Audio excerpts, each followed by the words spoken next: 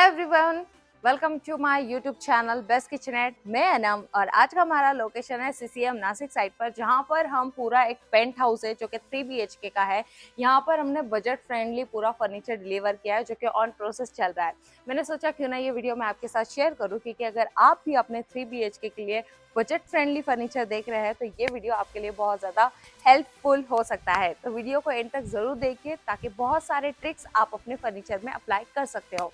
इससे पहले कि थोड़ा देरी हो जाए, तो अगर आपने चैनल को सब्सक्राइब नहीं किया तो चैनल को सब्सक्राइब कर लीजिए और नोटिफिकेशन की बेल आइकन कॉल पर क्लिक कर लीजिए ताकि मेरी हर आने वाली वीडियो आपको टाइम पर मिलती रहेगी। तो ज़्यादा टाइम ना लेते हुए हम जल्दी से ऊपर चलते हैं।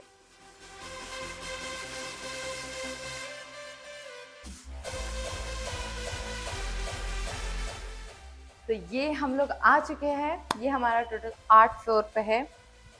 ये हमारा सेफ्टी डोर में ऐसा था कि बिल्डर की तरफ से ऑलरेडी हमें लैमिनेट प्रोवाइड था, तो हमने उसी लैमिनेट को थोड़ा सा मिलता जुलता लैमिनेट चॉइस करते हुए सेफ्टी डोर को 2-in-1 में ट्विस्ट किया है। और आप देख रहे हैं आपके भी फ्लैट में ये सेम प्रॉब्लम आपको फेस होती होगी कि आपको कहीं पे भी शू रैक का प्लान नहीं मिलेगा। यहाँ से एग्जैक्ट लिफ्ट आ रही है, दोनों ऑलरेडी हाउसेस है, तो देखिए कुछ इस तरह से मॉड्यूलर सिस्टम का भी शू रैक आता है। आप इस वाले साइज में भी जा सकते हो, बट ऑलरेडी आपके घर में फर्नीचर चल रहा है। तो हमारे नेबर्स काफ़ी ज़्यादा अच्छे थे हमारे क्लाइंट के, तो उन लोगों ने कुछ इस तरह से ट्विस्ट किया कि हमने एक शू रैक को असेंबल कर दिया है, जिसमें से ऊपर के 2 शटर्स हमारे क्लाइंट एक्सेस करेंगे और उस साइड से 2 शटर हमारे ये क्लाइंट एक्सेस करने वाले हैं। और इस शू रैक का अमाउंट दोनों ने कंबाइन करके दिया हुआ है। तो आपके भी अगर कोई नेबर अच्छे हो तो आप इस तरह का डिस्कशन करके आप भी ये सारे आइडियाज़ अप्लाई कर सकते हो। सेफ्टी डोर में हमने सब डिसाइड किया था कि हम जाली काफ़ी ज़्यादा बड़ी नहीं लेंगे, हम नॉर्मल ही लेंगे जितने शू रैक की हमारी 4 फीट की हाइट है उस लेवल के अकॉर्डिंग, बिकॉज हमारे क्लाइंट इतने साइज के और इतनी डिज़ाइन में कंफर्टेबल थे। ये उनकी रिक्वायरमेंट के अकॉर्डिंग हमने दिया है। इसके अभी भी प्रोसीजर एंड पॉलिश सारी चीज़ें बाकी है, क्योंकि मैंने कहा कि प्रोजेक्ट में अभी भी ये ऑन प्रोसेस है। आप देख रहे हैं कि जैसे मैंने कहा कि ये जिस हिसाब से बजट फ्रेंडली मैंने इसके कहा है, तो हमने लिविंग रूम को पूरा होममेड किया है और बाकी के सारे किचन एंड 3 बेडरूम्स हमने मॉड्यूलर सिस्टम में किया है। मॉड्यूलर सिस्टम का आप सारा मटेरियल नीचे देख सकते हैं, सारा कुछ हमने असेंबल कर दिया है, डिलीवर कर दिया है यहाँ पर और असेंबलिंग चल रही है अंदर। ये सब कुछ उसके पार्ट्स है।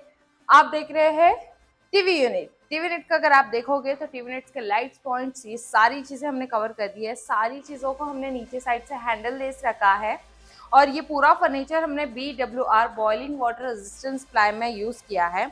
एक छोटा सा हमें स्मॉल शू रैक और चाहिए था ताकि कुछ ऐसे फुटवेयर है कि जो हम डेली घर में यूज़ करते हैं। उस फुटवेयर के लिए हमने यहाँ पर एक छोटा सा शू रैक दे दिया जो कि हमारे टीवी यूनिट से कनेक्टेड है। तो वो सारी स्लीपर्स एंड ऑल वो हम यहाँ पर रखेंगे, तो ये इजी था एक्सेस करने के लिए और ये हाइड भी है, तो पता नहीं चलता कि यहाँ पर भी कोई शटर है और इसके अंदर भी कोई पार्टीशन है।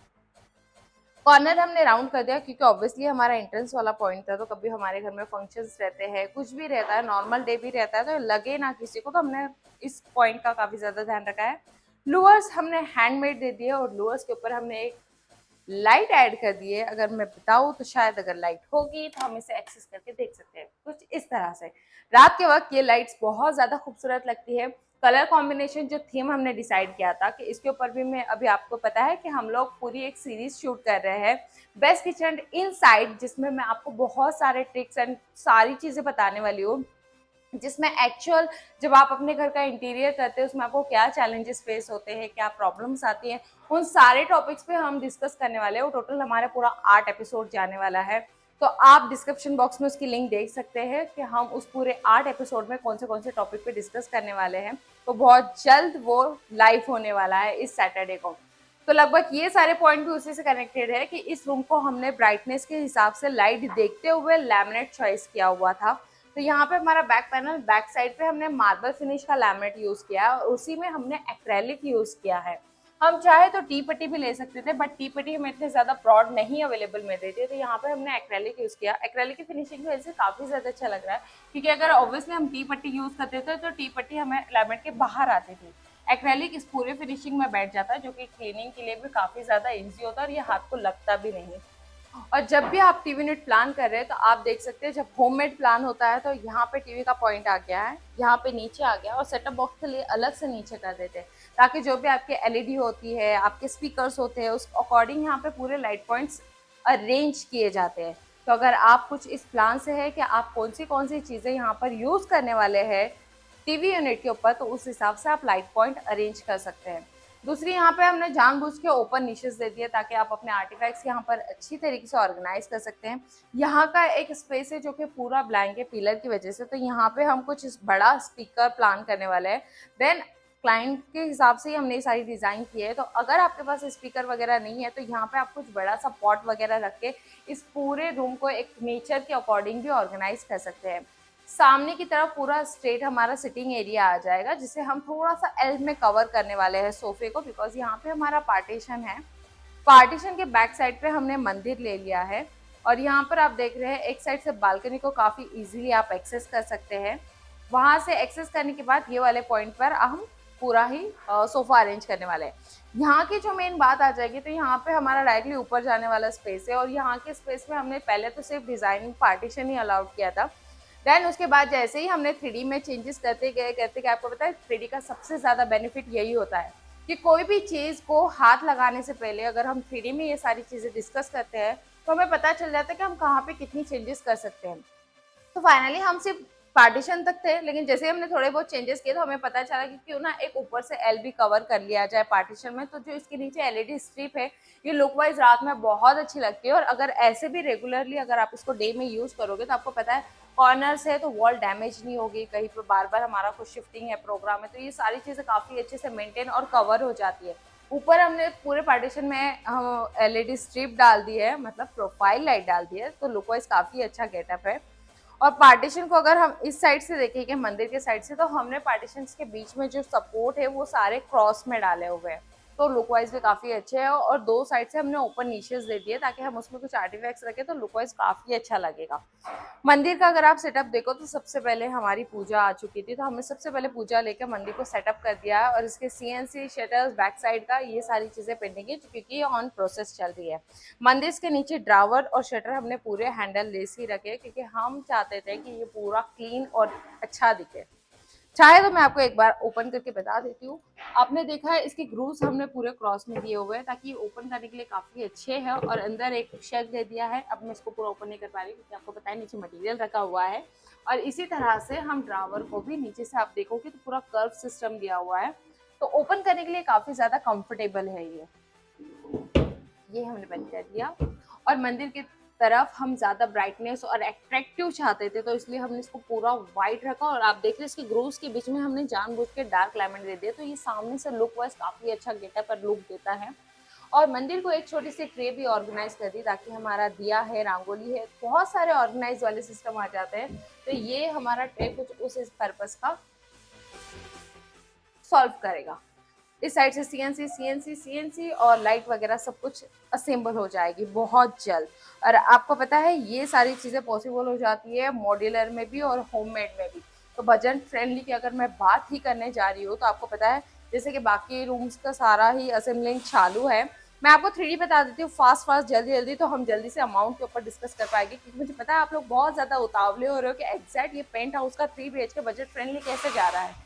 सबसे पहले हम किचन की तरफ आ जाए, तो किचन में भी हमने सेम 3D प्लान के हिसाब से ये चीज़ बाद में डिसाइड की कि क्यों ना जब लिविंग हमारा पार्टीशन के साथ इतना खूबसूरत दिख रहा है तो हमने सोचा क्यों ना हम ये सेम अप्लाई बेडरूम में भी करें, सॉरी किचन में भी करें। किचन में अप्लाई करने का पर्पज़ ये था कि आप देख रहे हैं सामने दोनों बेडरूम है, तो जब भी कोई किचन में कोई एक्टिविटी करेगा तो ऑब्वियसली वो प्राइवेसी नहीं बन रही थी क्योंकि वेंटिलेशन के लिए हम डोर उसको कंटिन्यू ओपन रखने वाले हैं। तो एक प्राइवेसी के अकॉर्डिंग हमने जानबूझ के यहाँ पे एक पैक पार्टीशन दे दिया और ऊपर एक LED स्ट्रिप डाल दी, तो ब्राइटनेस काफ़ी अच्छी रहेगी और किचन में वेंटिलेशन बहुत अच्छा है क्योंकि सामने की तरफ जो हमारा यूटिलिटी एरिया है वहाँ से जो ओपन विंडो है इसका व्यू बहुत ज़्यादा अच्छा है और कंटिन्यू बहुत ज़्यादा हवा चल रही है। तो यहाँ पर हम सारे पॉट्स वगैरह बहुत सारी चीज़ें ऑर्गेनाइज कर सकते हैं। यहाँ पे हमारा सिंक एरिया आ गया और यहाँ पे हमने कैबिनेट्स दे दिया क्योंकि डिटर्जेंट का बहुत सारा मटेरियल्स रहेगा, तो वो हम कुछ यहाँ पर डाल देंगे।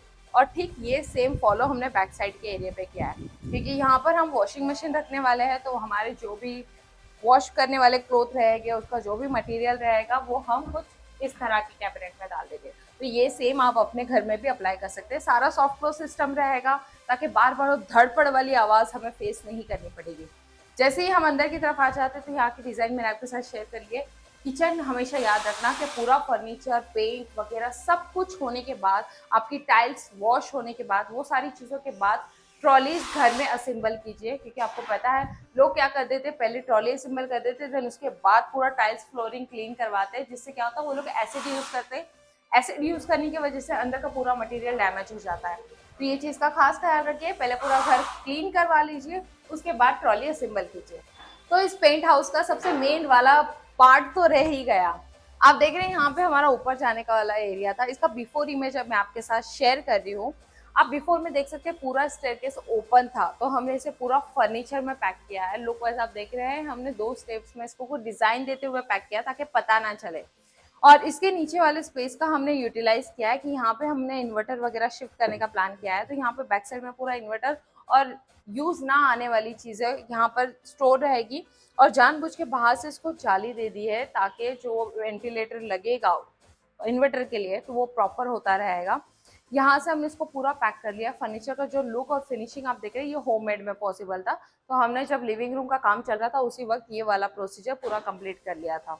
एक और खास बात कि हम लोगों ने यहाँ से इसको पुश लॉक देते हुए एक हिडन शटर रखा है, ताकि यहाँ से भी बहुत सारी चीज़ें एक्सेस की जाती है। हमने सोचा क्यों ना ये स्टेयरकेस के नीचे बहुत ज़्यादा एरिया बच रहा था, हम चाहे तो इसे पूरा पैक कर सकते थे, बट हमने सोचा क्यों ना इसके अंदर के स्पेस का यूटिलाइज किया जाए। तो यहाँ पे पुश लॉक देते हुए हमने एक शटर दिया है जिसमें बहुत सारी चीज़ें आप स्टोर कर सकते हैं। ये मैं आपको नेक्स्ट एपिसोड में जब फाइनली पूरी चीज़ें असेंबल हो जाएगी तो ये काफ़ी फ्री हो जाएगा स्पेस, तो मैं सारी चीज़ें आपको ओपन एंड क्लोज करके दिखा दूंगी कि किस तरह से आप भी इस तरह के हिडन ड्रावर, शटर्स, बहुत सारी चीज़ें अपने घर में अप्लाई कर सकते हो। अब बाकी के रूम में ऑलरेडी फर्नीचर असेंबलिंग चालू है बेडरूम के अंदर, तो मैं चाहती हूँ कि आप पहले सारी 3Ds देख लीजिए, क्योंकि इसके बाद का जो एपिसोड मैं शूट करूँगी उसमें हम डायरेक्टली फाइनल टूर ही करने वाले हैं, क्योंकि ये मॉड्यूलर वाला प्रोसेस है। तो मॉड्यूलर वाले प्रोसेस में सिर्फ फिटिंग वाली प्रोसीजर चलती है। एक शॉर्ट वीडियो मैं आपके साथ शेयर कर रही हूँ, आप देख रहे हैं ऑलरेडी बेडरूम में फिटिंग वाला सारा प्रोसीजर चालू है। तो पहले आप सारे 3 रूम्स की 3D देख लीजिए।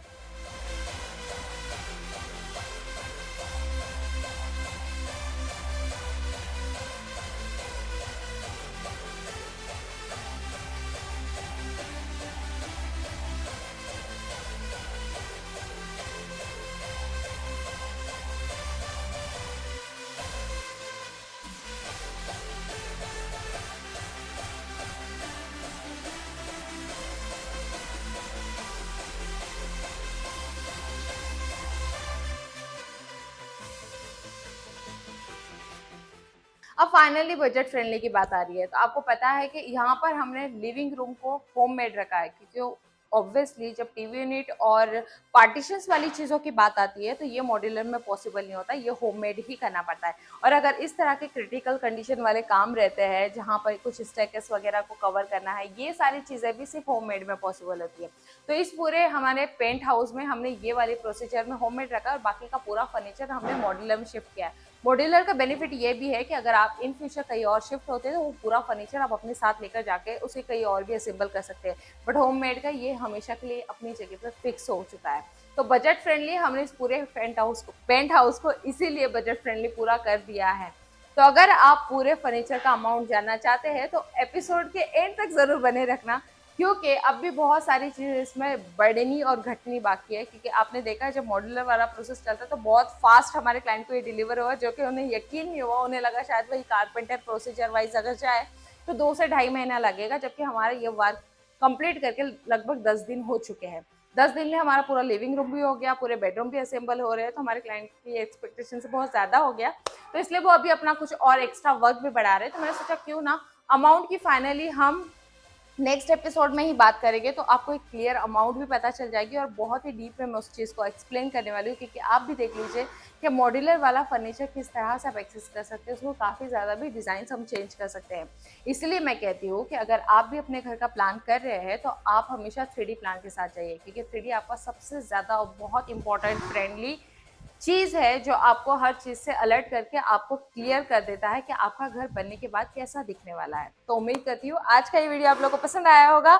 इस पेंट हाउस का अगर अमाउंट जानना है तो नेक्स्ट एपिसोड तक जरूर बने रहना और चैनल को सब्सक्राइब जरूर कर लेना और नोटिफिकेशन बेल आइकन को ऑन करना मत भूलिएगा, क्योंकि अगर वो सेकंड एपिसोड आएगा तो आपको नोटिफिकेशन जरूर मिलेगा। मिलते हैं अगले नए एपिसोड के साथ, तब तक के लिए बाय बाय।